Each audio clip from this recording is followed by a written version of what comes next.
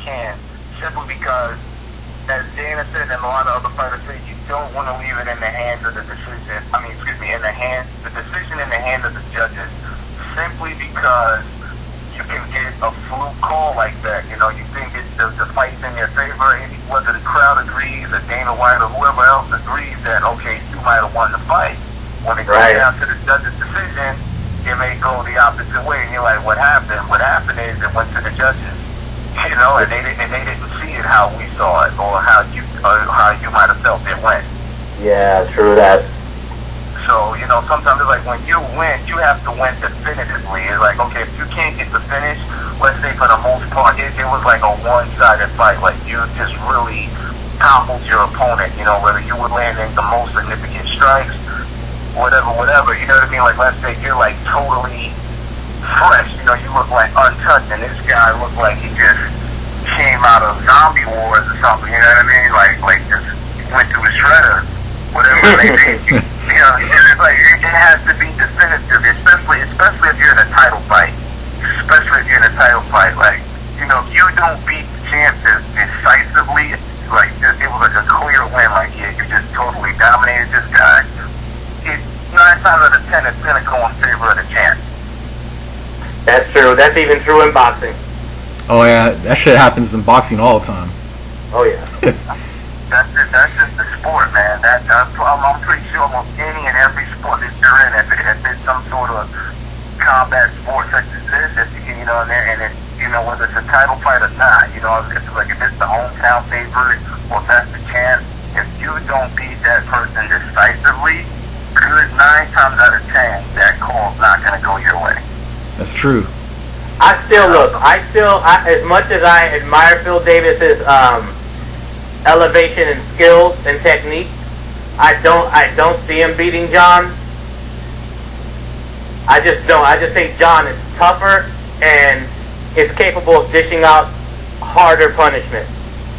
Could be, and part of that because Jones is a little more skilled when it comes to the striking. And mind you, I believe that Phil Davis has the upper hand with his boxing. Yeah. But John Jones overall just has more tools in the toolbox, man. I mean, you know, it's like John Jones, if he's not going to catch you with the jab or, you know, with the straight right, he'll throw an elbow, you know, he's going to throw a knee, he's going to throw, you know, some leg kicks or head kicks. You know what you're saying. If he's not kicking, he's elbowing, he's not elbowing, he's punching, or he's throwing in takedowns. Phil Davis is, I want to say, almost two-dimensional in the sense that he only really brings two talents to the octagon. Yes, he can kick. He doesn't kick that often. He mainly boxes and he wrestles.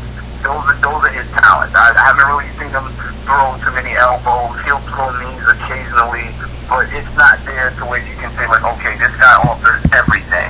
And even his jiu-jitsu, he has one of the best jiu-jitsu coaches in the world, and that's Lloyd Irvin, and his jiu-jitsu is like, I mean, you know, mind you, I might roll with him and get tapped out, but I just haven't really seen him display his jiu-jitsu, haven't really seen him fully display any Muay Thai or kickboxing for that matter. It's just mostly been primarily boxing or primarily wrestling. Those are the two skill sets that he relies on, and what could cause a demise him if he went against Jones. However, one of John Jones's main weapons of choice, which is his wrestling, could be nullified by Phil Davis' wrestling.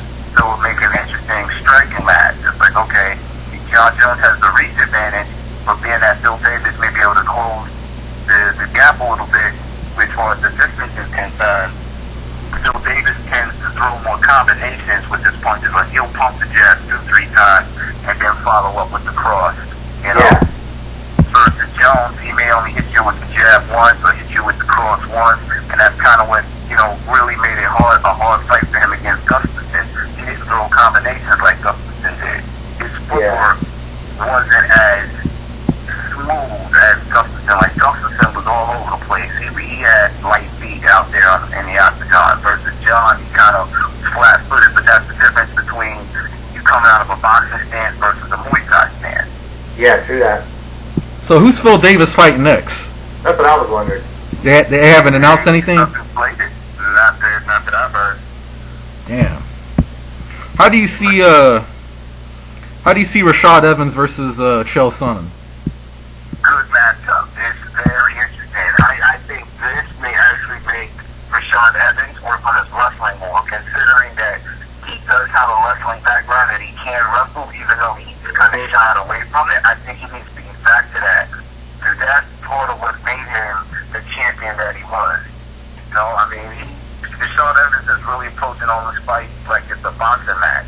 I'm glad he's working on his hands here. You got to have sharp hands, but that's not all. This is mixed martial arts. This isn't boxing. You know what I mean? It's like, you know, you really need to throw a few more tricks. But besides that, going up against Chael Sonnen, no ifs, ands, or buts about it. Even if you're not a top wrestler, you need to have top wrestling defense because he's coming for the takedown, and best to believe he's doing some ground and pound. Oh yeah, I mean Rashad Evans.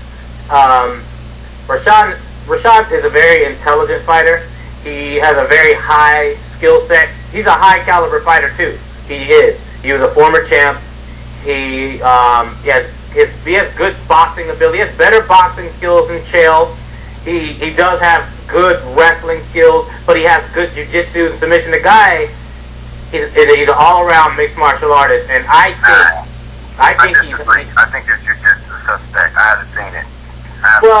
I know that he's trained in it. I know he's trained in it, and he's beaten jiu-jitsu fighters.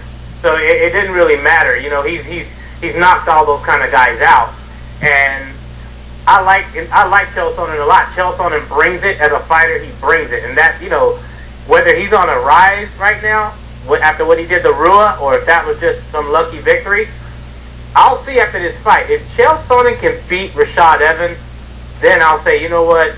I'll ride a Rashad. Huh? You're saying you'll be like I'm right with Rashad too. I mean, no doubt about it. I think Chael could give him a good fight. Chael could even get lucky and win with a punch. You know, I think I need to use that word a little loosely there because these guys are trained. You know, they train to knock someone out or to take, you know, to get a finish or whatever the case may be. But, you know, it's possible. I really feel Hey, this got a commercial because I can hear some kind of commercial. I can't hear you. Oh, okay. All right, I got it. Rashad's more talented, and in the sense of he's faster. I mean, he brings more tools. He brings more tools to the table. Rashad doesn't kick often, but I think that Rashad can kick better than Chael. Clearly, he can box better than Chael. You know, he can throw punches better. You know, Rashad hasn't looked bad in his last few fights. He hasn't looked bad at all, and he's winning, right? Yeah, I mean, he just beat Dan Henderson. And check this out, right? I was looking at his resume. This dude has some names on his resume, man. This dude beat Tito Ortiz twice. He lost to Lyoto Machida. He beat Forrest Griffin. He knocked Chuck Liddell's head off.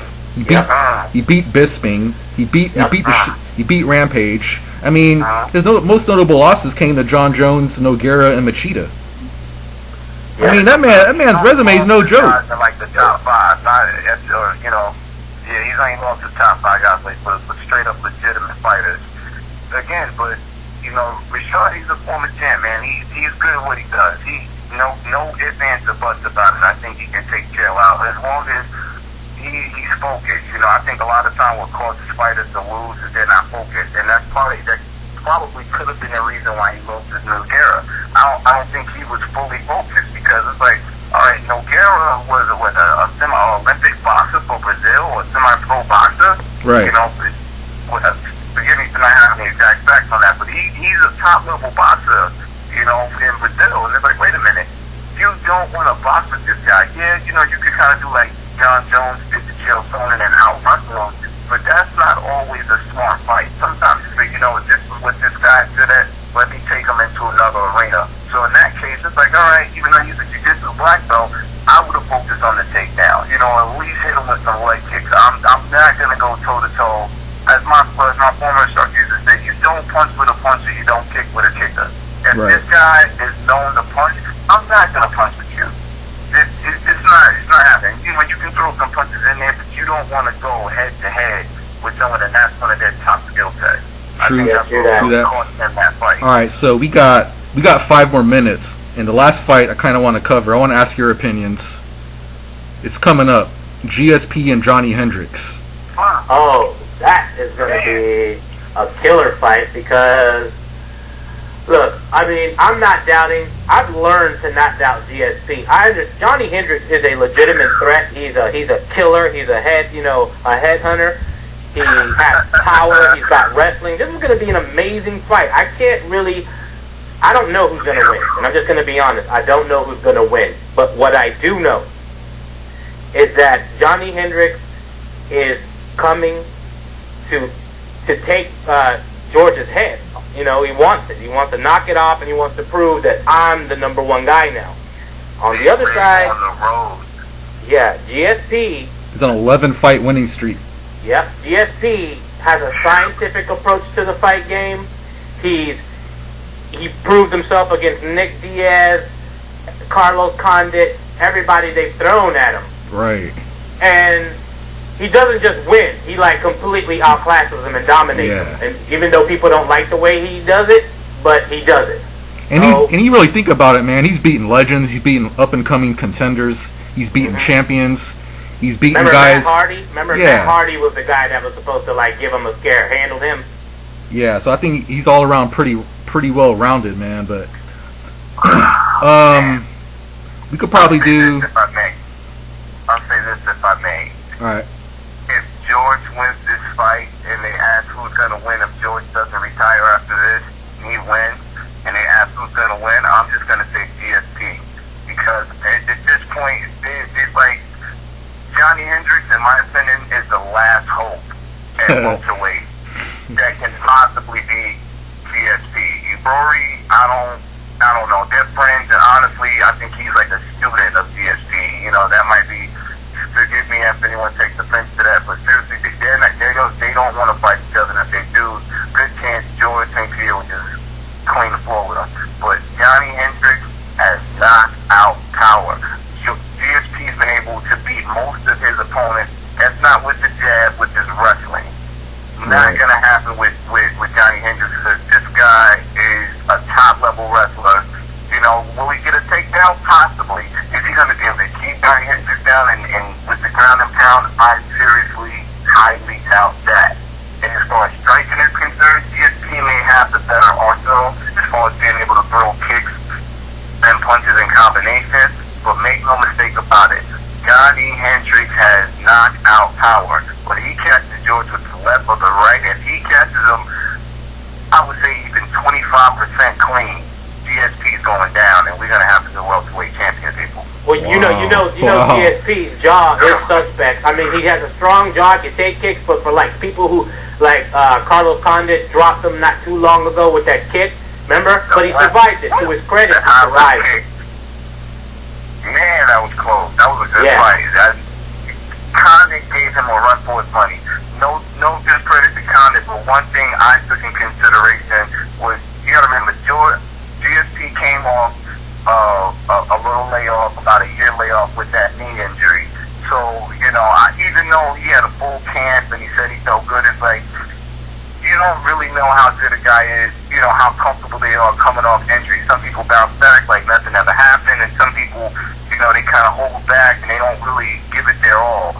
And not saying that he didn't, because he's clearly, you know, George St. Pierre stated that Conor gave him the hardest fight of his life, and his face, you know, was proof positive. It just, you know, it still kind of lingered in the back of my mind, like, had he not had the knee injury, you know, how that fight would have went. Like, would it have still gone the same way? Because one thing that Condit really didn't do that he tends to do in most of his fights is throw leg kicks. I think out of respect for George's knee, you know, he didn't want to be a dirty fighter still. I know his knees hurt and start blasting that way. Yep. All right, well, we're getting close to the second 15-minute mark, but we're going to definitely drop some more vids like this, and we'll definitely do a post-fight vid after the GSP fight. Yeah, man, for sure. And I really appreciate your guys' time, man, and I'm gonna get ready to watch this Bernard Hopkins later. Oh yeah, true that. I appreciate y'all having me on the call, Jay, George.